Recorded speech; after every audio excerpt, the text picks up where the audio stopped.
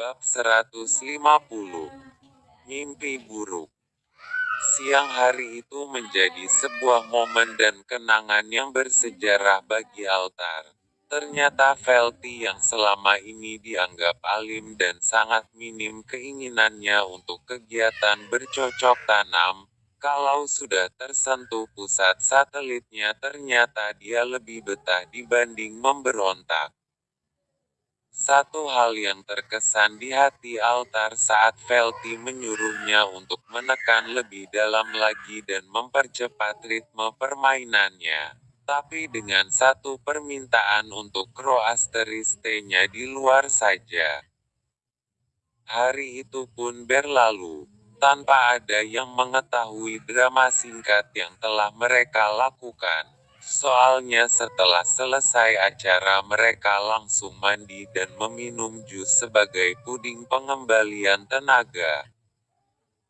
2 hari kemudian, pagi itu Altar sibuk menyambut kedatangan ibunya dari Yogyakarta. Sesuai yang sebelumnya ia katakan sama Velty bahwa ibunya akan datang ke Jakarta. Kemudian Altar ingin memperkenalkan wanita yang ia cintai itu kepada ibunya.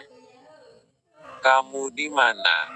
tanya Altar melalui via telepon kepada Velty. "Aku lagi di butik Mas, ngambil kebaya yang akan dipakai Canari besok." "Kamu udah nyampe bandara?" tanya Velty. "Ini baru nyampe. Mama udah turun dari pesawat kok, mungkin sekitar 30 menitan lagi keluar." "Oh gitu ya Mas." Ucapan Velty terdengar ada perasaan yang sedang ia sembunyikan. "Kamu baik-baik aja?" tanya Altar sedikit khawatir. "Gak Mas, cuma ikutan tegang aja ngadepin acara besok. Mungkin aku terlalu semangat aja kali ya." Velty tertawa. Tapi Altar tahu kalau wanita yang ia cintai itu sedang memaksakan tawanya.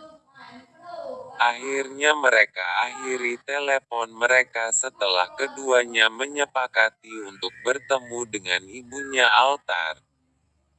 "Halo Bu, saya Velty," ucap Velty sambil tersenyum tipis saat memperkenalkan dirinya. Velty, nama yang sangat cantik dan penuh cinta. Velty kembali tersenyum mendengar pujian dari wanita yang masih sangat cantik di usianya yang sudah tua itu. "Sejak kapan kalian mulai kenal dan mulai berhubungan?" "Ah, itu," Velty mulai gugup. "Sepertinya sejak Mas Altar sering datang ke rumah dan membantu saya menyelesaikan pekerjaan di kantor Bu." Ibunya Altar mengangguk mengerti, sambil memasukkan potongan steak ke dalam mulutnya. "Kamu bekerja?" "Iya Bu, di perusahaan ayah. Bantu-bantu ayah aja." Velty merendah. "Kamu cantik, mapan, berkelas. Apa alasan kamu mau menerima dan menikah dengan putra ibu?" Pertanyaan ibunya Altar membuat Velty seolah sedang disidang. Velty meremas ujung gaun yang ia kenakan. Gaun berwarna putih yang sengaja dibelikan Altar setelah selesai mereka berkeringat di kamar villa beberapa hari yang lalu. Dan sudah menjadi permintaan Altar untuk Velty pakai saat bertemu dengan ibunya. "Karena," Velty terlihat gugup, "karena kita saling cinta." Altar memotong pembicaraan Velty seraya membantunya untuk menjawab. "Aneh aja menurut ibu, kok bisa perempuan yang cantik, pintar dan sopan ini belum menikah di usia yang sangat matang ini?" Velty sejenak diam dan menghela nafasnya. "Sebetulnya, saya pernah menikah," jawab Felty berusaha jujur. Apa?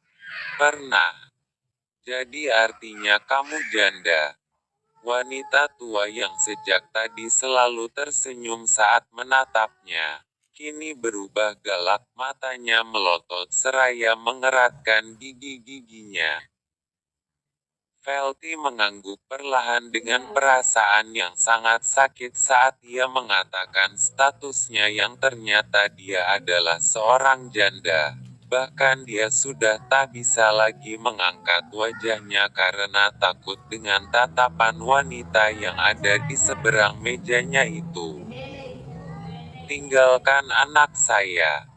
Sekarang kalian pisah. Gak ada restu buat kalian. Pekik wanita itu yang kini tengah marah setelah mendengarkan status Felty yang sesungguhnya. Felty langsung meraih tangan altar dengan penuh ketakutan. Takut jika kejadian yang pernah terjadi dalam hidupnya dengan Aldo kembali terulang dengan altar.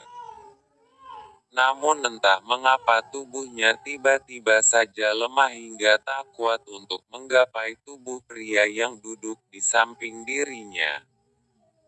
Bak, bak. Seseorang memanggil dirinya dari kejauhan. Bak. Felty langsung bangkit saat kakinya ditepuk-tepuk. Kita mau ke rumah apa langsung ke rumah kakeknya Mas Basten? Tanya sopir yang mengantarnya. Ah, syukurlah, ternyata hanya mimpi. Namun demikian jantungnya masih berdetak kencang karena mimpi mengerikan tadi. Celetuk Felty setelah terbangun dari lamunannya yang telah membawanya ke alam mimpi. Pasalnya wanita itu masih ragu dengan statusnya yang mungkin belum diketahui oleh ibunya Altar. Sebelumnya, setelah mereka akhiri tadi obrolan mereka melalui panggilan telepon, Felty langsung teringat dengan statusnya yang kini sudah sah sebagai janda.